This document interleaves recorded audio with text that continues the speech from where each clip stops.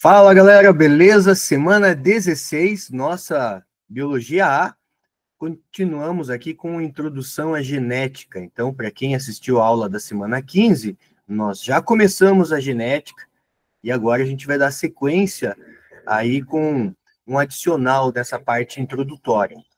A primeira lei de Mendel eu coloco nessa parte introdutória da genética, por quê? Porque ela faz parte, né, do início do trabalho do Mendel. Se a gente for analisar todo o trabalho do Mendel, ter feito experimentos que levaram ele a entender, né, ali um pouquinho sobre os fatores que hoje nós chamamos de genes, sobre a formação de gametas, que hoje a gente entende como meiose, né, a questão que a meiose é uma divisão celular utilizada na formação de gametas. Veja, Mendel ele traz essa genialidade, né, de falar de conceitos complexos que talvez por isso ele não foi reconhecido em vida, né? Infelizmente, ele morreu assim num desconhecimento, diferente do Darwin, né? Darwin teve ali todo o seu reconhecimento ainda merecido, né, em vida. Lógico que depois, né, a situação do neodarwinismo, teoria sintética da evolução, vai ainda levar os trabalhos do Darwin para outro patamar ainda mais interessante, né, após a morte dele. Mas nós temos aí dois cientistas importantes, o Darwin, o Mendel, e hoje a gente está aqui falando da genética, que é uma ciência que foi totalmente desenvolvida pelo Gregor Mendel, tá, gente? Diferente do Darwin. Eu gosto de falar dos dois porque eles viveram na mesma época, sabe, gente? O Darwin nasceu em 1809 e faleceu em 1882. E o Mendel nasceu em 1822, então veja, Darwin nasce em 1809, Mendel nasce em 1822. O Darwin morre em 1882, né? E 1809 o Darwin nasce, 1822 o Mendel nasce, 1882 o Darwin morre, 1884 o Mendel morre. Então eles viveram mais ou menos na mesma época, só que um era playboy, né? Tinha todas as condições financeiras para ter uma boa educação, ter um bom estudo, enquanto que o outro era camponês, né? Teve acesso a uma boa educação porque virou monge. Então, a gente sabe perante a história que a questão da igreja, né, trazer aí uma educação é fato também, né? Então, o Mendel também teve acesso a bons livros. Naquela época a gente não falava em internet, a gente não falava nessa tecnologia que a gente usa hoje. Então, como aprendia antigamente?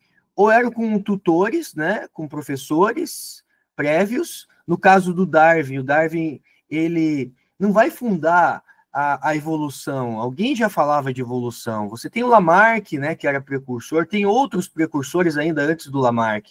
Agora, gente, genética, genética, o Mendel funda uma ciência do zero, né, uma ciência nova. Então, não dá para a gente imaginar ele sendo reconhecido em vida mesmo, porque o raciocínio dele estava muito à frente, né, ali da época dele.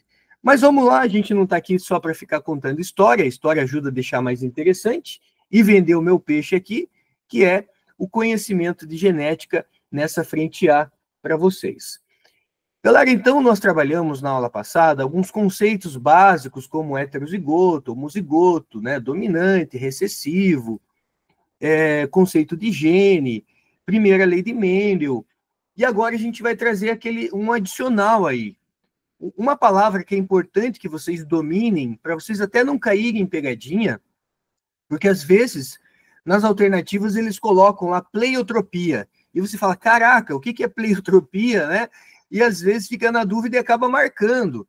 Vamos entender o que é pleiotropia, é fundamental que vocês entendam o que é pleiotropia. Bem de boa, tá? Pleiotropia envolve o seguinte, imagina que você tem um gene, normalmente, quando a gente fala de genética mendeliana, para cada gene, uma característica, é 1 a 1, tá? Isso normalmente é assim. Então, você tem lá o gene da insulina, está relacionado a produzir insulina. Agora, imagine a partir de um gene, você ter a possibilidade de manifestar vários fenótipos, várias características. Isso é pleiotropia, gente. Quando a partir de um único gene, nós manifestamos várias características. Né? Então, isso a gente traz aqui a pleiotropia. E para vocês entenderem, não precisar ficar decorando isso, né? A pleiotropia, um gene, várias características. Para você não precisar ficar decorando, eu trouxe aqui um exemplo para vocês, que é de uma doença genética que é detectada, inclusive, no teste do pezinho, que é a fibrose cística. Galera, quem tem problema com essa doença genética, que já nasce com essa doença, denominada de fibrose cística, tem uma situação de pleiotropia, que envolve o quê? Um defeito em um único gene associado à produção de muco corporal. Muco, líquido corporal. Esse líquido pode ser saliva, esse líquido pode ser suor, esse líquido pode ser suco estomacal, esse líquido pode ser suco pancreático, suco entérico, que é o suco do intestino. Então, imagine tudo que é líquido dentro do corpo da pessoa, né? Isso vai afetar várias características. Desde o suor, essa pessoa vai... Eu faço a comparação aqui mais ou menos como o óleo de um carro. Não sei se vocês já tiveram experiência, né? Mas quando a gente vai trocar o óleo de um carro, cada motor, dependendo da potência do motor, dependendo do fabricante, né? Volkswagen, sei lá, Hyundai, né? Mercedes, BMW, dependendo da potência e do modelo do motor, cada carro ele tem um óleo que é específico para aquele carro. E o que muda? Muda a viscosidade desse óleo. Se você colocar um óleo, a grosso modo dizendo, né? Se você colocar um óleo mais fino ou mais grosso, você pode estragar o motor do carro. E a fibrose cística envolve exatamente isso, gente. O nosso suor, ele tem uma viscosidade característica. A nossa saliva tem uma viscosidade característica. O suco do estômago tem uma viscosidade característica. O suco do intestino tem uma viscosidade característica. Ou seja, pessoa que tem fibrose cística, ela vai ter uma alteração na qualidade desse muco, gente, deixando um muco mais espesso, mais grosso. Agora, imagine um muco que lubrifica as vias respiratórias. Cara, se o muco que lubrifica as vias respiratórias, ele é mais grosso, ele é mais espesso, ele tem uma viscosidade maior, isso vai dificultar na hematose, nas trocas gasosas dessa pessoa. Normalmente, o que acaba levando uma pessoa que tem fibrose cística à morte é a parte respiratória. São pessoas que têm uma vida mais curta, né? Infelizmente, ainda hoje a gente tem algum tratamento paliativo, mas é um tratamento que ainda não dá uma sobrevida muito grande para um paciente que nasce com fibrose cística. Eu tive um caso, não na minha família, mas a noiva de um amigo meu, ela estava ali muito na sua juventude ainda, tinha acabado de completar seus 20 anos, né? Eles tinham acabado de noivar, porque eles tinham pressa, né? Porque sabiam da condição dela, de sei lá, estabelecer o casamento ali, estabelecer esse vínculo ainda em vida, né? Mas ela não aguentou, ela acabou falecendo aos 20 anos de idade, por problemas respiratórios. Mas ela não tinha só problema respiratório, ela tinha vários problemas, gente, associado a suor, associado a desconforto digestivo, né? Então, se o meu suco estomacal, se a minha saliva não tem uma composição ideal, tudo isso vai afetar o quê? A digestão, né? Então, desde a bile, suco pancreático, suco entérico, o muco das vias aéreas. Então, lembrando que o que causa fibrose cística é o defeito em um único gene, galera. Só que esse gene está associado à produção de muco corporal, né? Então, para você produzir vários tipos de muco, desde bile, sucos digestivos, depende desse gene. E isso na genética é chamado de pleiotropia, quando a partir de um gene nós manifestamos vários fenótipos, nós manifestamos várias características, beleza? Então, assim, eu prefiro que eu conte essa história para vocês, né? Que eu traga aqui esse relato que não é uma história inventada, né? Algo que eu presenciei aí com um amigo, e a gente tem nesse contexto que tentar entender mesmo, porque se for decorar é muita coisa para decorar, né? Então, Pleiotropia, um gene com defeito. A partir desse defeito em um gene, eu manifesto várias características. Fibrose cística é o melhor exemplo que a gente pode trazer para vocês. Um outro exemplo que a gente poderia imaginar seria a anemia falciforme também. O que acontece na anemia falciforme, gente? Na anemia falciforme, a proteína hemoglobina, ela tem uma alteração em um único aminoácido, gente. Onde você deveria ter lá ácido glutâmico, você tem a valina. E a troca de um único aminoácido faz com que essa hemoglobina ela tenha uma alteração que leve a alteração para a forma de foice do glóbulo vermelho. Pessoas que têm anemia falciforme, elas tiveram um defeito em um gene associado à produção da proteína hemoglobina. Como a hemoglobina ela faz parte ali, né, do interior do glóbulo vermelho, isso leva a uma alteração na forma do glóbulo vermelho, que agora tem a forma de foice. Cara, a gente sabe que a anemia falciforme, ela traz vários problemas, né? Tem a anemia falciforme grave, que a pessoa nem sobrevive, anemia falciforme leve, que a pessoa sobrevive, mas é uma anemia que não tem cura, né? Ela pode trazer fraqueza, dores no corpo, né? Falta de oxigenação adequada, entupimento dos vasos sanguíneos, porque a hemácia, quando ela é bicôncava, né, ela tem aquele formato redondinho e bicôncava, ela não entope as artérias com facilidade, os vasos sanguíneos com facilidade. Agora, quando ela tem aquela forma de foice, ela acaba enroscando muito mais fácil uma na outra e acumulando em vasos sanguíneos, levando a trombose com muito mais facilidade. Então, a anemia falciforme também é um exemplo de pleiotropia, caso peçam para vocês exemplos de pleiotropia, tá? Fibrose cística, anemia falciforme são exemplos. Beleza, gente? Tem gente que acha que a característica genética, a anomalia genética, eu não vou falar inicialmente doença, porque nem sempre é uma doença, o albinismo mesmo não é considerado uma doença, tá, gente? Por isso que a gente vai usar muito o termo característica genética. Ou, né, dependendo se for uma doença, a gente pode usar o termo anomalia genética. Então, aqui você tem gene recessivo. Nem sempre uma herança genética ela é recessiva. Aqui você tem, por exemplo, os pés equinóvaros. A criança nasce com essa situação aqui, né, nos pés. E aí, o que o médico tem que fazer? Esses pés equinóvaros, gente, talvez vocês já ouviram falar da criança que tem que usar uma botinha especial, né, que vai modelando o pé da criança. Só que quando está muito tortinho assim no começo, muitas vezes o médico tem que optar por uma cirurgia. E qual é a cirurgia? Literalmente é quebrar o pé da criança, né? Quebrar no sentido de fazer com que esse osso, né, ele, na hora que ele for sofrer o processo de remodelagem óssea, ele remodele na posição adequada. Se na primeira cirurgia não remodelar, daí vai usar a botinha, né, de maneira adequada, tem que quebrar de novo, tem que fazer a cirurgia novamente, até corrigir para que a criança tenha a sua pisada, né, ali normal. Então, pés equinóvaros é uma característica recessiva, né? A questão do albinismo. É muito importante que vocês saibam o nome técnico do albinismo, porque às vezes o exercício, gente, ele usa o termo acromatose.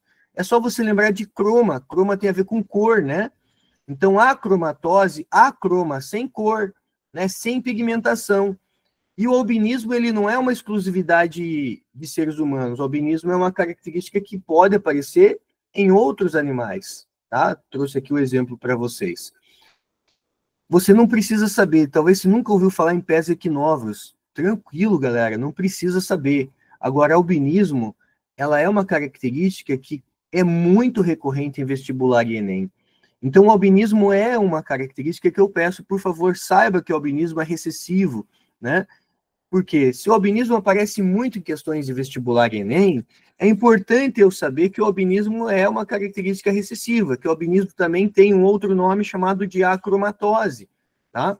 Então, a gente tem esses exemplos aqui de características recessivas, né? Significa que Caso a pessoa seja recessivo, e recessivo só se manifesta em dose dupla, ela pode apresentar pés equinóvoros, ou albinismo, né? Ou outras doenças, ou outras características que sejam recessivas, beleza? A questão da letra, que às vezes fica mais difícil, né, para o aluno, às vezes tem dificuldade. Professor, o Azinho sempre é para albinismo? Nada a ver, tá, gente?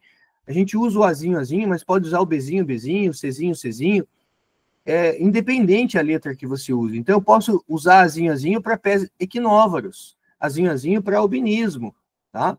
Isso tanto faz. É importante que eu relacione na minha legenda do exercício que eu estou usando a letra A e que o Azinho é o afetado para alguma patologia, para alguma característica genética, beleza? Como eu disse, nem toda herança é problemática ou que traga alguma característica fora do comum, digamos assim, né? Ela é recessiva. Às vezes, o afetado é o dominante, gente. Temos o exemplo da polidactilia. Polidactilia é quando a criança nasce com mais dedos, né? Uma característica genética. Ou braquidactilia. Braquidactilia é quando a criança nasce com a deformidade nos dedos. E o homem-árvore também, né? O homem-árvore, que é a neurofibromatose, que é esse exemplo aqui, ó, ele vai formando uma fibrose na pele, gente, tá? Então a gente tem aí, popularmente conhecido como homem-árvore ou neurofibromatose. Então, se o indivíduo nasce azão ou azão-azinho, a gente tem o indivíduo, né, com alguma herança dominante. E aqui eu trouxe os exemplos para vocês. Eu cito aqui também a questão do nanismo. A acondroplasia também, gente, nanismo é uma doença, uma característica clássica que aparece nas questões. Então, saber que a acondroplasia é nanismo, assim como a acromatose é albinismo, é importante, é relevante para você esse repertório, sabe? Homem-árvore, não, gente. Às vezes vai falar de alguma herança genética lá que você nunca ouviu falar. Tudo bem, o importante é que você consiga identificar se ela é dominante, recessiva, se é uma herança sexual, né? Mas desse slide aqui, eu daria a dica para vocês. Lembre-se que polidactilia é uma herança dominante. Então, se você não nasceu polidáctilo, olha só, a gente tem certeza que para essa característica você recebeu um gene recessivo do seu pai e um gene recessivo da sua mãe. Ou, daqui a pouco a gente vai ver quase certeza, porque a polidactilia, ela afeta o dominante, mas ela, né, traz uma situação de penetrância. Vou aproveitar e vou falar aqui para vocês, ó. A princípio, de maneira geral, se o exercício não falar em penetrância, a gente trata a polidactilia dessa maneira. Como que ficaria? No caso da polidactilia, ela ficaria assim, ó. O indivíduo afetado, ele é azão alguma coisa. O indivíduo normal, então se você não é polidáctilo, você é recessivo para polidactilia, tá? Só que no caso da polidactilia, como eu disse, existe uma situação de penetrância. Eu só vou pensar na exceção se o exercício falar da exceção, lembra disso? Então, se o exercício não falar de exceção, o indivíduo azinho é um indivíduo normal, e esse indivíduo aqui, azão alguma coisa, é um indivíduo polidáctilo, é um indivíduo afetado. Só que no caso, gente, né, do exercício não falar nada de penetrância, você vai tratar assim, né? Se eu fizer o cruzamento aqui de um homem polidáctilo cruzando com uma mulher polidáctila, né, os dois serem heterozigotos, o exercício vai me contar que eles são heterozigotos, qual é a probabilidade deles terem um filho normal? Então se faz a distributiva lá, azão-azinho, azão-azinho. Qual é a probabilidade de nascer um filho normal desse casal? 1/4 ou 25%. A probabilidade dele nascer polidátilo é 3/4 ou 75%. Legal, beleza. Só que o que acontece, galera?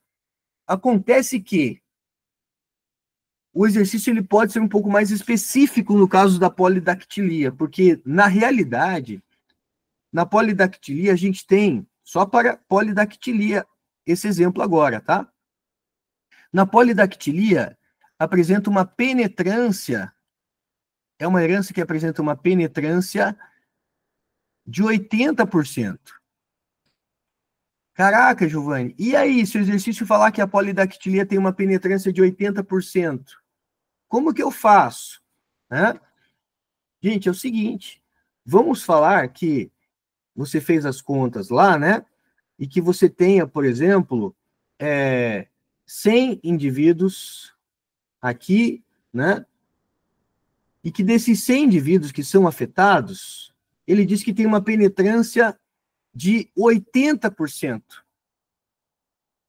Qual é a porcentagem de indivíduos afetados? É 80% de 100. Então, se eu tenho numa determinada população 100 indivíduos que são polidáctilos, né, ou pelo menos o genótipo dele é um genótipo para polidactilia, desses 100, quantos realmente são polidáctilos? Se ela só penetra em 80% da população e não 100%, é 80% do total da população ali, que no exercício me deu 100, então vai ser 80, por exemplo, né? Então você tem que fazer, 80% de quanto, Giovanni? É 80% de 3/4. Né? É 80%. Quantos são polidáctilos? 3/4. Se o exercício não falar, você faz 80% de 3/4, né? Então isso é penetrância. Não é todo mundo que nasce azão ou azão-azinho que vai ser polidáctilo. Existe 20% de chance de você nascer com o gene dominante e ainda assim ser normal. Então, se eu for fazer o contrário, né? Se for fazer o contrário, quantos indivíduos são normais? 1/4 mais 20% do total dos indivíduos que são afetados ali, né? Em relação aos afetados também. Então, você tem que levar em consideração que quando ele fala penetrância, quer dizer, não é 100% dos indivíduos dominantes que são afetados, é só 80%.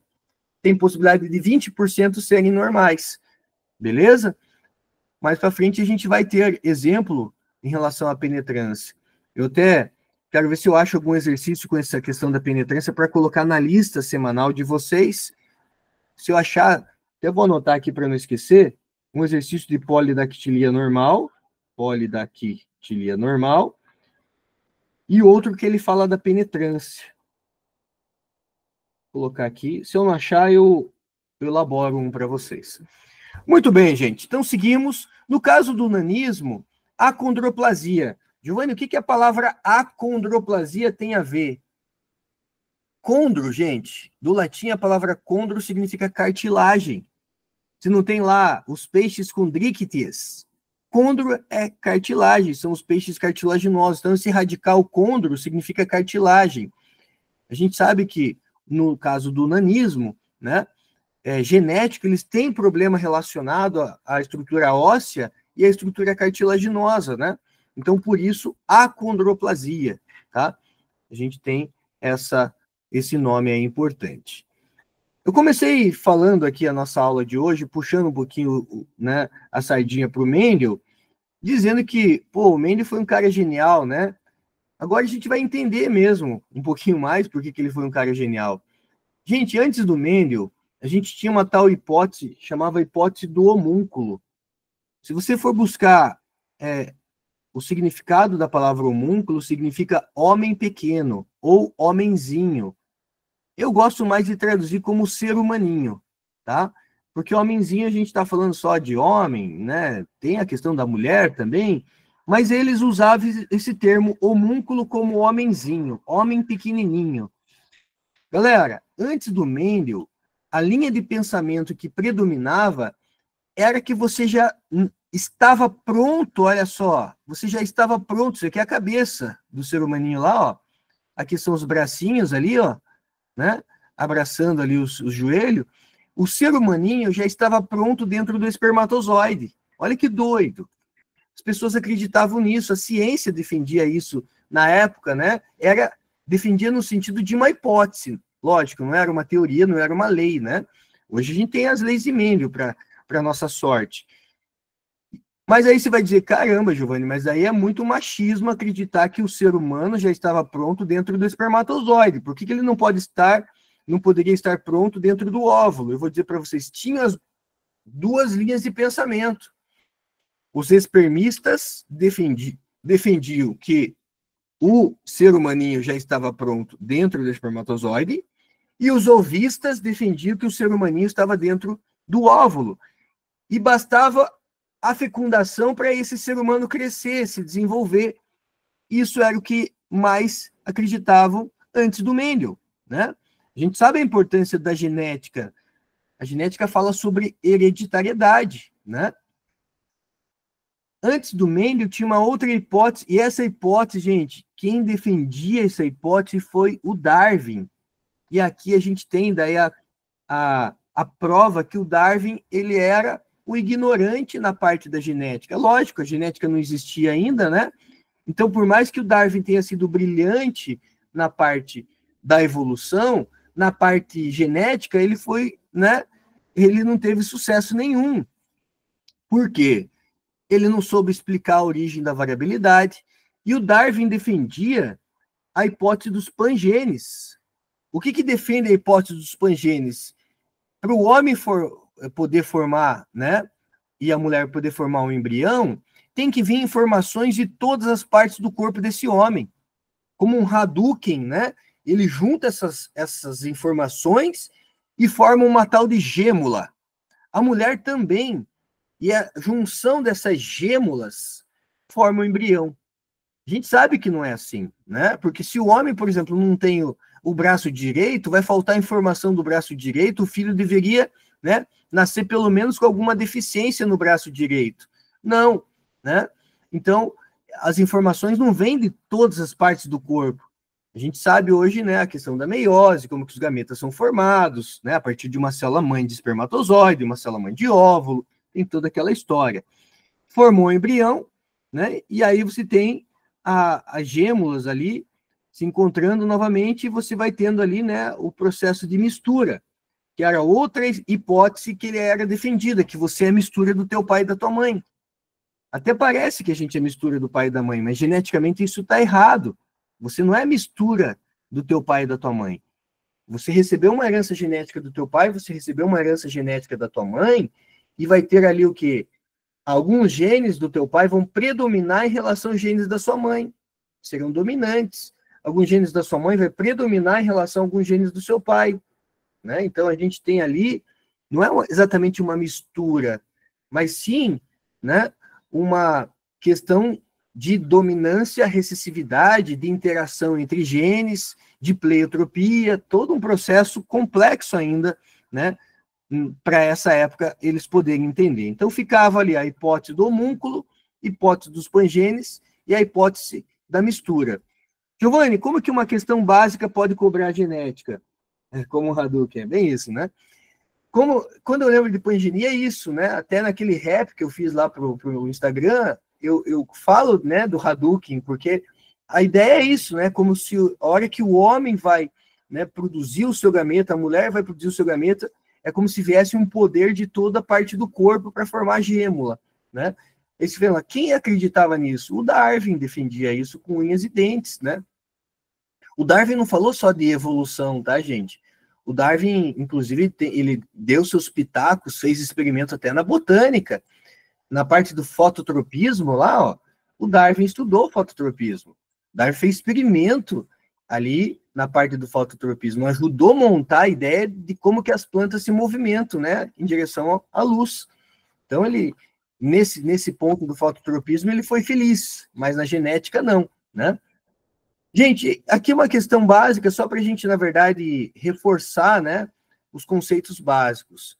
Eu tenho aqui algumas palavras, né, e a gente vai associar com o que está escrito ao lado aqui. Expressa-se mesmo em heterozigose. Gente, tem que ser o gene dominante, né? Para se expressar em heterozigose, azão, ou azão-azinho. Se ele se expressa mesmo em heterozigose, dominando o que está ao lado, só pode ser o alelo dominante. Pareiam-se durante a meiose. Quem fica pareado durante a meiose são os cromossomos homólogos, vamos lembrar disso, né? Conjunto de características morfológicas ou funcionais do indivíduo. Normalmente, quando você olha para uma pessoa, você está enxergando o fenótipo dela. Então, se eu olho para o Rafael, se eu olho aqui para Luana, né?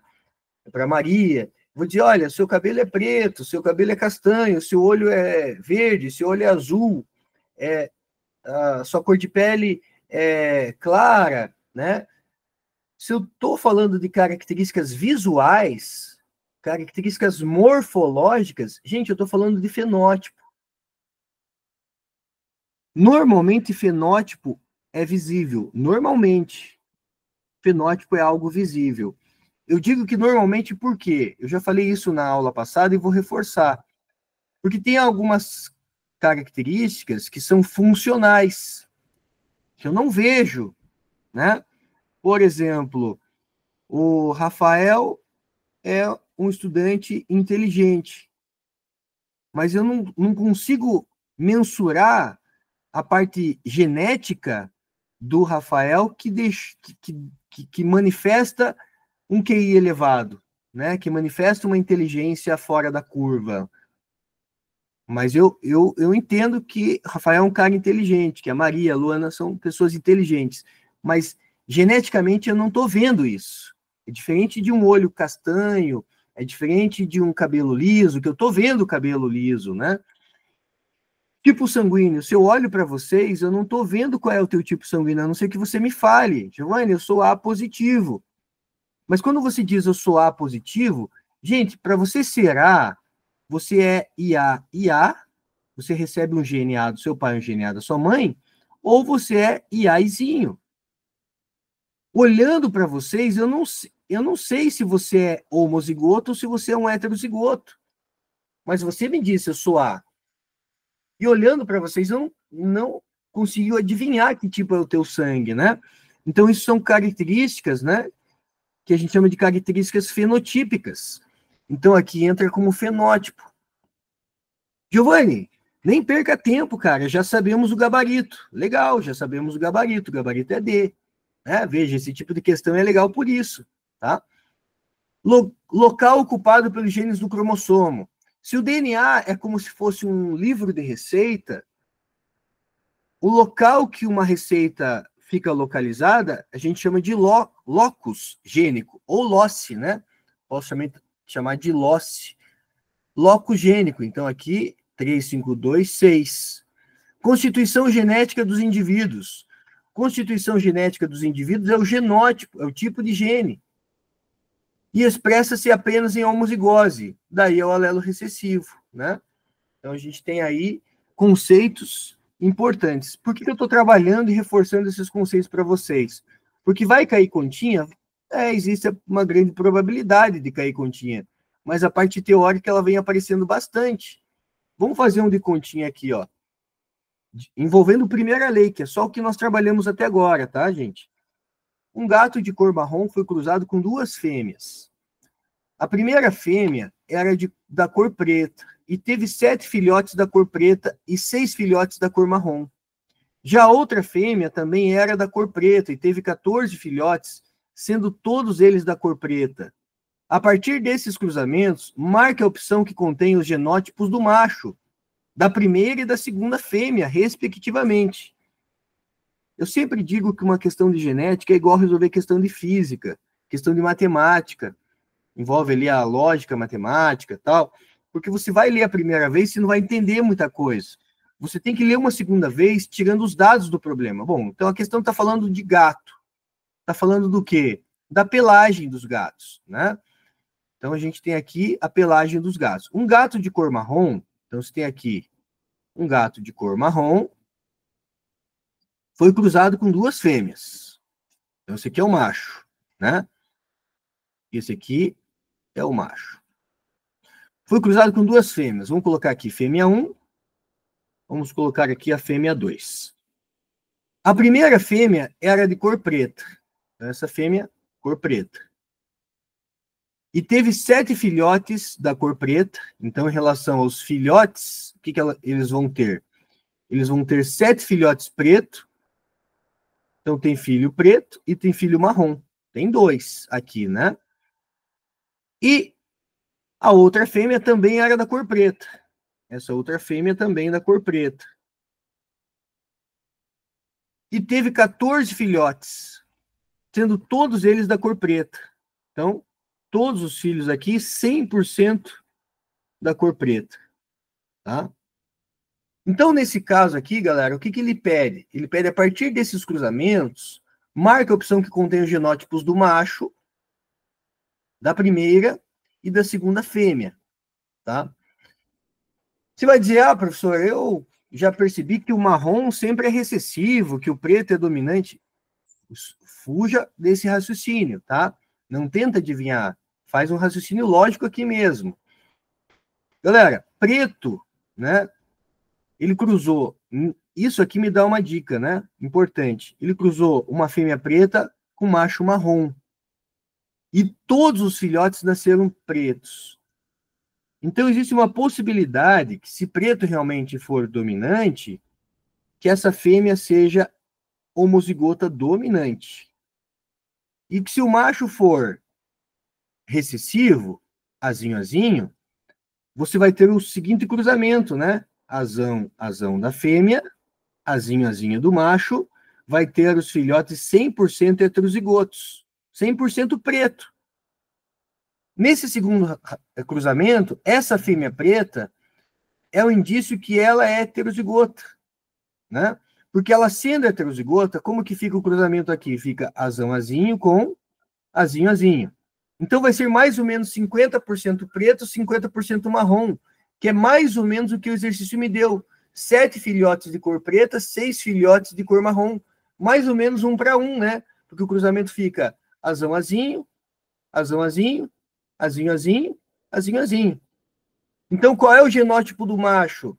Genótipo do macho, azinho, azinho. Genótipo da fêmea, da primeira fêmea, heterozigótica, porque eles tiveram filhos marrons, e para ter filho marrom, a mãe tem que ter um azinho, né?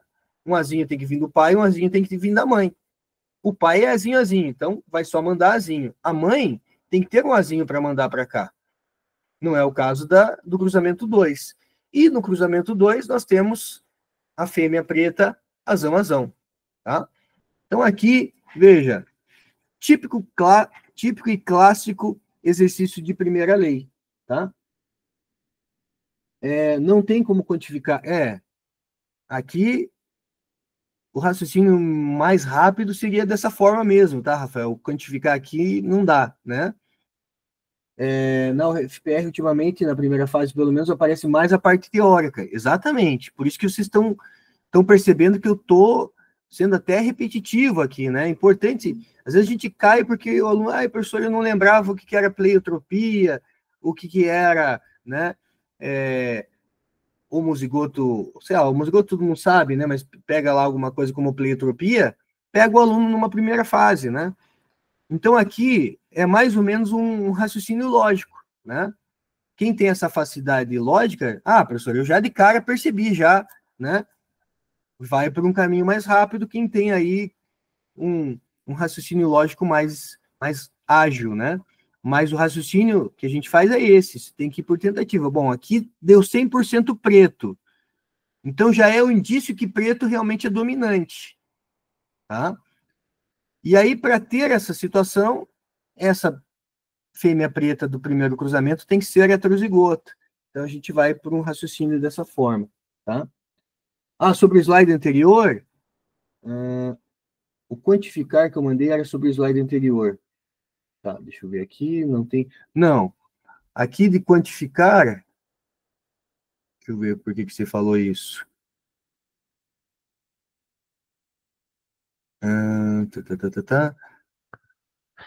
Professor, Ah, é que você tinha falado sobre, era quando você estava falando sobre as características do indivíduo e tal, que algumas são visíveis e outras não.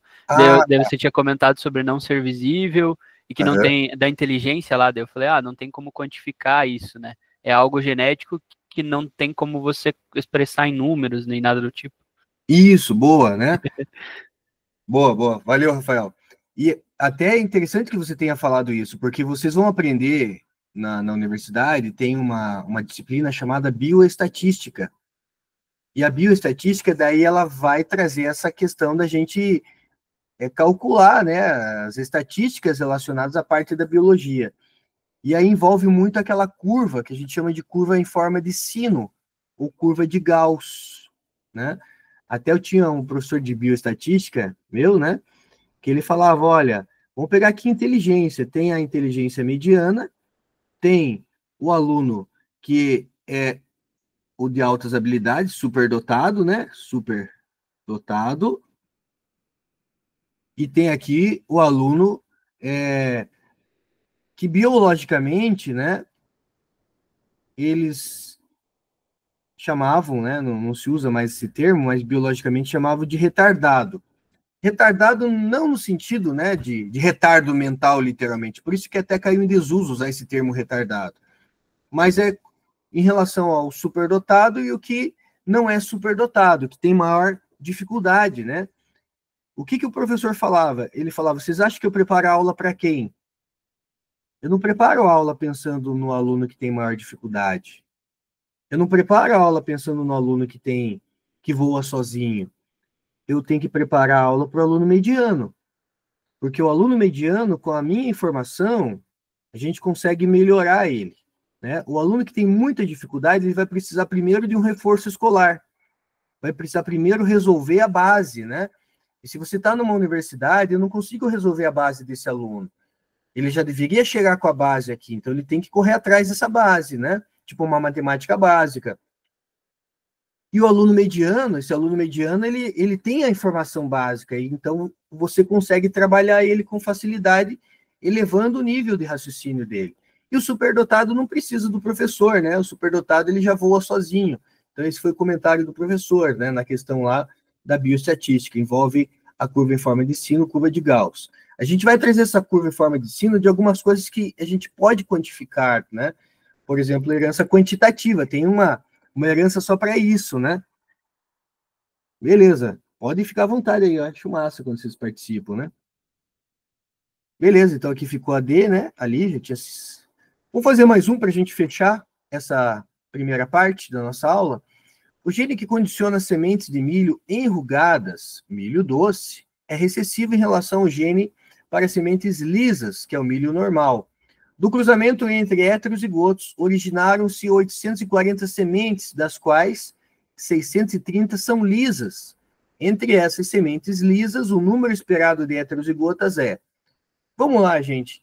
O gene que condiciona, né, sementes de milho enrugadas, então ele está falando aqui de semente, está falando do milho, né? Detalhe, tá, gente? Quando você fala do milho, professor, o milho não é um fruto?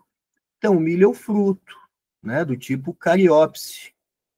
Tá aqui o grão de milho, só que aqui tem uma sementinha, ó, né? A semente está aqui.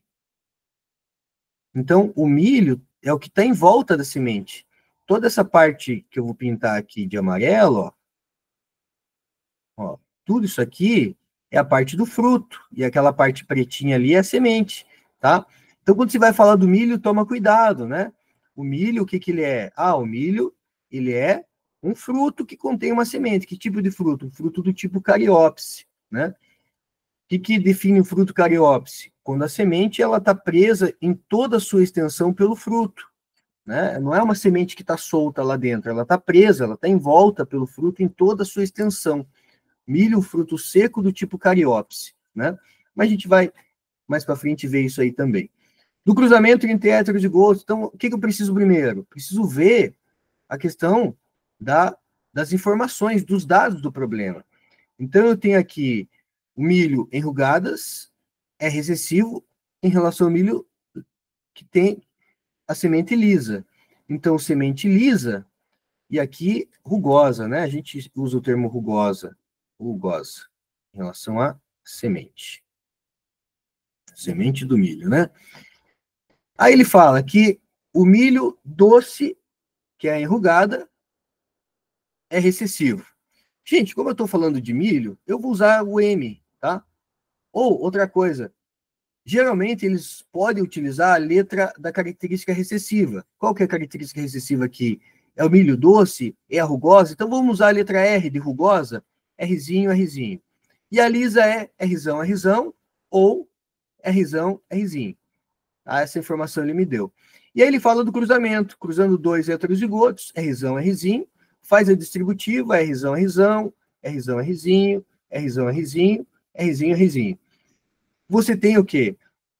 O número esperado de heterozigotas é... Galera, quantos são heterozigotas? Nós temos aqui 50%, 1 sobre 2, né? O número esperado, 50%.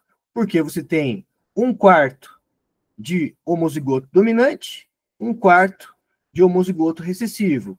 E 50%. Ele falou que foram 840 sementes. Cara, se foram 840 sementes, de quanto? Faz vezes 1/2, você vai ter a metade, 420 sementes, né? São heterozigotas. Do total, 50% são heterozigotas, 420. Beleza? Então, fechamos assim essa sequência aí de exercícios. Vou fazer um intervalinho rápido com vocês, agora 14h49. Voltamos às 15, pode ser? 10 minutinhos aí para vocês? 15 horas nós voltamos então. Se alguém tiver alguma dúvida, eu estarei por aqui, tá?